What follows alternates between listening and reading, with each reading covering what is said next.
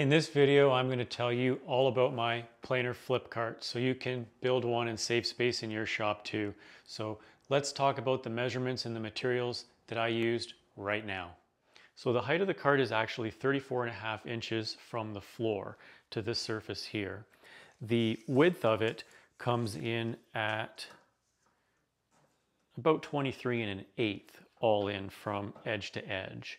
And when we're talking about the depth of it, I wanted to set the depth up based on the machine itself so that when you were standing in front of it or if you were walking past it, you wouldn't run into the handle on the adjustment wheel.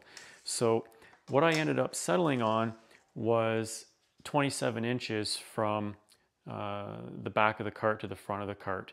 And that way the whole machine will be contained within the cart when it's actually mounted either upside down or in the position it's in right now. There's actually two critical measurements for the cart, and it's going to be the size of the opening underneath for when you actually flip the machines one way or the other. So the height of this opening comes in at 19.5 inches, and the sideways opening comes in at 21 1/8 inches. So when you make the cart, make sure you have those measurements to give enough clearance for the machines to actually flip. Let me tell you a little bit about the construction of the cart. It's all 1/2 inch Baltic birch ply, but the bottom piece is 2 layers thick, as are both of the side pieces. That gives a lot of rigidity when you have a full 1 inch of thickness for all of those parts. The side of the cart matches up to the length of the top, so that's still 27 inches. And the height of the side works out to 29 3/4. And that's actually measured from the top surface of this base bottom piece. And the reason for that is I set the side pieces directly on the base so that it would have a lot of strength and rigidity. If I had have actually taken the side and mounted it to the edge of the base piece, it just wouldn't have been as strong or wouldn't have been able to carry the weight with reliability like this type of construction here. There is actually what I'm going to call a lower shelf. It's not really a shelf. I mean, sometimes I do set things on it, but it's actually just one piece of the 1/2 inch Baltic birch ply. This top layer that actually rotates and flips is made out of 3 layers of the 1/2 inch Baltic birch plywood. And there's 2 reasons for that, okay? The first reason is you actually need to have an axle, which is right here, that it can actually flip on. So the top is made out of a full sheet of the 1/2 inch ply, and the bottom layer is also a full sheet of it. But the center or middle layer that is sandwiched in between those two is actually set up in 2 sections. There's one section here that comes right up to the left side of the threaded rod, and another section that comes up against the right side of the threaded rod out to the front. So the second reason for the 3 layers of the Baltic birch ply for the top is so that there's a way for the eye bolts, the 1/2 inch diameter eye bolts, to be able to be retained in between the layers. Each of the 4 corners has a 1/2 inch diameter eye bolt that is sandwiched in that middle layer, and it's held in place by a short bolt that just goes through the top, through the eye bolt, and fasten it down on the bottom. But very, very simple locking mechanism. Once you release it and rotate it, it just allows the top to get unlocked or released and easily put back into a locked position.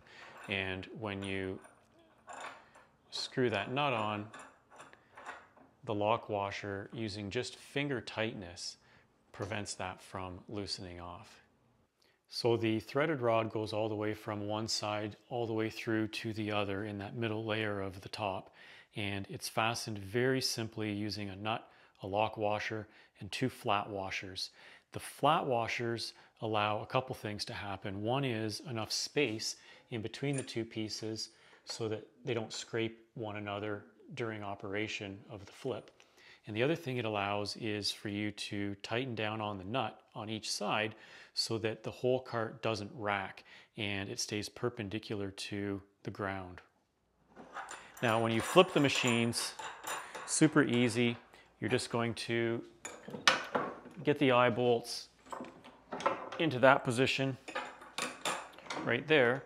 and then the machines will flip very, very easily, okay? Very super easy. Now, it almost balances itself level the way that it's set up, because when I put the machines on here, like I was saying earlier, the planer is shifted towards the back of the cart, I'm going to call it, so that the handle doesn't stick out the front. It's just inside the front surface or the front edge of the top. Now, in order for it to balance like that, to be so effortless to flip, I actually put the oscillating spindle sander not close to this edge like the planer is, but close to the other edge back here. One other quick thing to note is just that in the side piece, this little groove that the axle or the threaded rod sits in is actually cut 1 inch down from the top edge. And the reason for that is I wanted the top of the cart and the sides of the cart to be flush with each other. So I told you that the top of the cart is actually sitting at about 34.5 inches. Now, I didn't plan on this, but it just worked out this way that where I'm putting my planer, or where I ended up putting it in the long run, is going to be in a place where the boards are going to be running over top of my table saw. And the top of the table saw sits at about 36 inches high, and the top of this bed is at about 37 inches off the floor. So once you're running boards through, they can easily go over top of the table saw with no problems whatsoever. So once you've actually got the planer set up and ready to go, you can go to the drawer at the bottom and you can get the extension wings from their storage area right here. So easy to get out. They just clip right on. You guys know how this all goes. You've all got this machine at home too. As you can see in the drawer, there's lots of other things down here too that you can store. Different drums for the oscillating spindle sander. You got your tools for changing planer blades, for changing the drums. I've got an extra set of blades here, and I actually usually keep a note in the drawer just so I can kind of keep track of when I flipped or changed to some new knives, just to get a sense of how long they're lasting in general, and then some other supplies like a abrasive cleaner here. The drawer opening itself is 8 3/16 high, and I used the Blum undermount soft close drawer glides. I used them simply because I had them left over from another project. Very overkill for a shop planer cart like this, but I'm really glad that I'd used them because they work awesome. If you've never actually used them in a project, I highly recommend it. You won't regret it, other than the cost is a little bit more than other ones. In order to mobilize the cart, I used 3-inch swivel brake casters on all 4 corners. If I was going to do this again, I might actually use a larger diameter, maybe a 4, even a 5-inch caster, just so they're easier to roll around. Sometimes it's a little bit challenging to get the cart started in motion with a small diameter caster like that. If there's any other details you'd like to know about this planer flip cart, make sure to ask them in the comments down below, and leave a comment and let me know what you thought about this project or this build. Definitely subscribe to my channel, hit that notifications bell, that way you'll know when I release new videos. So until the next time, thanks for watching, and go make some sawdust.